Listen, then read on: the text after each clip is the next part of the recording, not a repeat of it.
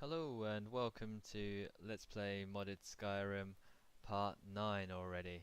Last time we crafted ourselves a rather nifty leather bag that increased our encumbrance by 50, so we can go dungeoneering and collect treasures on the way. I also considered our low level and the fact that we need to practice our fighting skills, and what better way than to explore an old abandoned mine and kill the occupants. This is just the kind of thing you want to do on a sunny morning. There isn't too much to this mine, but getting hungry is not one of the things I want to do, so I'm just going to stuff my face before we go in. Drink some mead for some Dutch courage. The game handily auto-saves everything, so in case I die, I'll just go back to this point. But I don't want to die. This mine looks suitably spooky. Certainly doesn't look like it's been used in a long time. Apart from the lit torches, of course. I did try a mod called Realistic Dark Nights and Dungeons, and the scope of that mod was to make all the mines and underground areas dark, so you'd have to use torches and lanterns to get around. Now that's realistic, but the problem is you couldn't see a thing. Even with mods that increase the area that the torches lit up, that trap for example would have just slaughtered me. I'll go around it next time. Honestly, I think the reason why I ignored the trap was these mushrooms were attracting me. Right now, as I go down this corridor here, I can hear some voices, which at least shows me it's not an undead mine, it's a bandit mine. Handily, everyone in these dungeons is always evil, so the task is the same: kill everyone. This is really nicely scripted, this mine as well. They obviously put a lot of effort into it. One of the bandits decides to go off to bed, so you should be able to sneak up and kill the other one. Of course you have to be quite a decent thief or assassin to do that, and I'm not sure that I am that person. And I'll just try to sneak along here. Stab the guy in the back. Unfortunately I just decide to fall over on my face, and luckily though no one noticed that, so I'll try to sneak now. However, that eye's opening and someone's actually detected me already. And actually what it is, it's that sleeping person who's woken up and he's after me. At least my block's increased. This combat actually feels difficult, and his bandit buddy is coming in as well. So this fight's going to be really tricky. So what I'm going to do is I'm just going to back up and start slashing at them. These guys block a ton of the time as well, but this guy's looking weak, so I'll just smash him in the back. He's dead. I'm getting backed up against this wall. Not much I can do about it. I'm getting a bit of a thrashing here. Fortunately I can pause the game by looking in my inventory, and I can set up my intravenous potion of minor healing drip. I'll take about 2 or 3 IV bags worth, and then I should be ready to go. Back to full strength. That bandit doesn't stand a chance. He's even running off a bit. I don't know about you, but I like the slight pause on the TK hit stop, because at least it tells you when you've hit someone, and you get a nice little blood splatter to let you know that you've connected. I don't use a Xbox 360 controller, but I think if you have one, you get a vibration when you hit as well. I'm not sure if that's a vanilla function or what it is. Apart from this shovel, all the loot's actually quite good. Steel equipment, which I can sell on. That's worth about 10 gold, so that's worthwhile for me anyway. Hopefully I'll find something else a lot more valuable as I go along. There's lots of alchemy ingredients to be found in these mines as well, mushrooms especially, which you can make a lot of healing potions from. And they don't weigh very much either, and if you go to an alchemist shop they cost a lot to buy.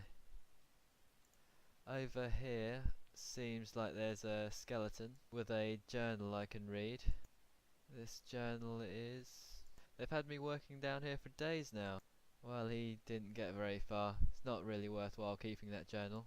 I wonder whether it was the bandits that were making him work there though. Or was it some sort of ancient mine that had collapsed? And then everyone abandoned it and abandoned those dead bodies, and these bandits moved in later. Of course none of that matters. It's a nice part of the story though. Here seems to be a storeroom of some sort. Hopefully there's some treasure about for me to take. I was thirsty before I entered this mine, so it might be worth me drinking this wine again. Hopefully I won't get too drunk when I drink it, because that would cause me a lot of problems. Don't like getting drunk.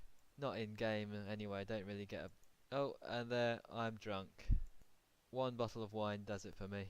I'll activate this lever though, and I'll just see what that does and leads to. I hear enemies coming, so I'll just sneak here. Don't know if it's gonna do me any good though, because I've been detected already, and two of them are gonna come and try to murder me. This is what happens when you go down into a dangerous abandoned mine full of bandits and just decide to drink a bottle of wine in the middle of your exploration. However, obviously being drunk makes me a better fighter, because I'm just blasting through them. I just need to kill that weakened bandit. Just one more swing and I hit the wall. That's not good. Almost dead, so I better quaff a few more potions. Fortunately I have a ton of potions on me, and I'll kill this guy while I'm being thwacked in the back with a two-handed sword. The timed block mechanism is actually really good in this, because if you manage to time your block you don't actually lose any stamina, and having low stamina means that you can't really attack. This guy's taunting me. Not gonna do him any good though. Another 2 bandits killed. That's 4 murders in a day, and I just wonder what treasure they have. It's garnet, that's not bad at all, and a lockpick, and that's even better. Treasure here is actually pretty good. Glad I came down here. Now what else is, aside from just falling over stone dead drunk, getting drunk in this mod is actually really annoying, and it really serves me right. There should be some sort of advantage of drinking alcohol though.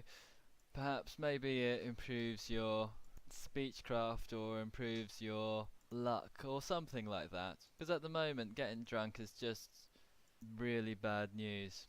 It's almost like one of those public safety announcements where they really try to discourage you from drinking. What makes it worse, it's almost just 1 or 2 bottles that blurs your vision and makes you fall over all the time. Perhaps it's because I'm a Khajiit, I can't really take my alcohol. If I was a Nord, I'm sure that I could just drink a lot more and still be sober. Okay, this looks like some sort of back office. There's some decent treasure here, spell tome, some gold. Well worth me taking. Unfortunately I think someone heard me because I can hear the game music play, so I'm gonna have to go in for another drunken brawl again. It's another bandit, thankfully only 1 bandit. Should be an easy battle. I'll do bash him in the face. You'll notice that the weapon range of your enemies has also been decreased. Your own weapon range has been decreased as well. So you actually both miss swings sometimes, and backing up is worthwhile. I can't really emphasize how much better the combat is with combat mods. It just feels like you're actually actively participating in that part of the game.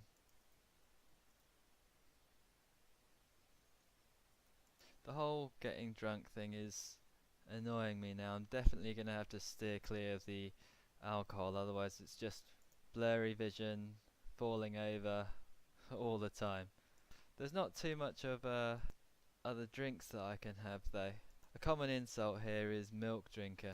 but I've actually not seen any milk type drinks. Maybe I'll have to go to a bar for that.